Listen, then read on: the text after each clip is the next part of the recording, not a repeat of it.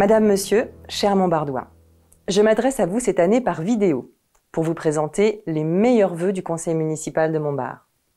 Je veux tout d'abord avoir une pensée pour ceux qui nous ont quittés en 2020 et remercier très chaleureusement tous les personnels des secteurs publics et privés qui ont été en première ligne de la crise sanitaire, mais aussi nos partenaires associatifs et les bénévoles qui ont participé à l'élan de solidarité. 2020 a été l'année d'une pandémie que nul ne pouvait imaginer et face à laquelle nous ne devons pas baisser la garde en 2021. Elle nous rappelle notre vulnérabilité biologique, mais aussi sociale et psychique, par l'émiettement des liens relationnels qu'elle a suscité. Une période également inédite, impactant gravement l'économie mondiale.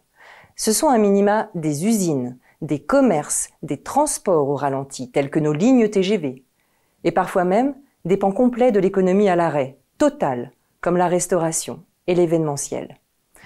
La vulnérabilité affecte également la planète, notre maison Terre. Enfin, les attentats de Conflans et de Nice nous rappellent que notre démocratie est vulnérable. Mais la crise sanitaire réveille des forces, est un révélateur de l'altruisme, de l'engagement, de la solidarité, renforçant la cohésion autour des valeurs de la République, la laïcité en tête.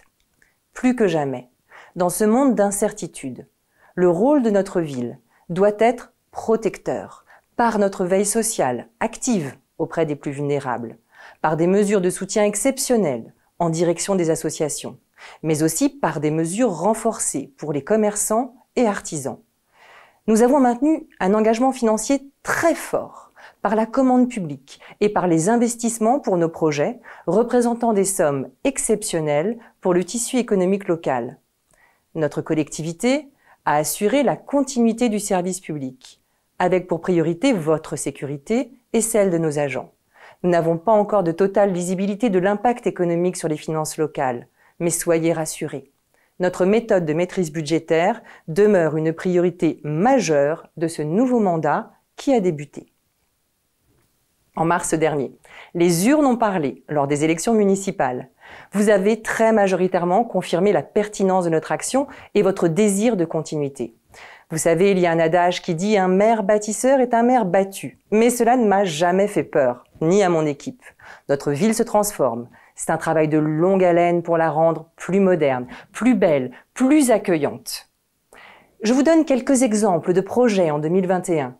Pour les familles et les plus jeunes, la finalisation du pôle de l'Orangerie, son jardin pédagogique, son aire de jeu, les travaux des écoles Joliot-Curie et Cousteau, la poursuite de la rénovation de nos équipements publics, après la médiathèque, le cinéma, le gymnase Jogaret, l'accueil du camping, les tennis extérieurs et le nouvel espace ludique de Saint-Pierre, c'est au tour de la rénovation des tennis couverts, de l'aménagement d'un parcours de VTT, de l'installation d'un nouveau système de chauffage au centre aquatique, du démarrage de la rénovation thermique de l'hôtel de ville dans le cadre du plan de relance et ils sont très attendus, c'est le début des travaux des rues du centre-ville sur 3 ans. Sans oublier la sécurisation des tours du château des Ducs de Bourgogne. Vous savez déjà que depuis plusieurs années, nous sommes lauréats du dispositif expérimental national de revitalisation du centre-bourg, qui se concrétise par des actions multithématiques que nous allons poursuivre, actualiser, optimiser avec le nouveau programme qui s'appelle « Petites villes de demain ». Trop longtemps, les petites villes comme la nôtre ont été sous-estimées, souvent oubliées et parfois sacrifiées sur l'échiquier territorial. Je me réjouis que les petites villes soient considérées par le gouvernement pour un aménagement équilibré des territoires, privilégiant le développement durable et la qualité de vie. Notre stratégie de revitalisation a aussi été confirmée par l'État, qui a retenu notre candidature pour accueillir un service relocalisé de la Direction des finances publiques de Bercy. Sur plus de 400 villes candidates, Montbard fait partie des 66 villes lauréates, la seule en Côte d'Or. C'est à la clé de nouveaux habitants, des familles, de l'emploi. Tout cela est le fruit d'une grande énergie pour construire pas à pas une identité positive pour notre ville, qui souffre aussi d'une baisse démographique et supporte financièrement toute seule de très lourdes charges de centralité. Pour terminer, je formulerai 3 vœux. Le premier est celui des solidarités, en pensant à ceux qui ont le moins et en développant les usages du numérique auprès de ceux qui en sont le plus éloignés. Le second est celui de l'attractivité, non seulement de Montbard, mais de la Haute-Côte d'Or. Face à la force des métropoles, aspirant habitants, richesses et savoir, notre petite ville à taille humaine aborde son défi de transformation car la ruralité n'est pas synonyme d'isolement. Troisième vœu, celui de la transition écologique. Nous avons tous une part des solutions. La cité du grand naturaliste Buffon est au rendez-vous de l'héritage de l'histoire naturelle et nos actions vont dans ce sens. Beaucoup a été fait, beaucoup reste à faire.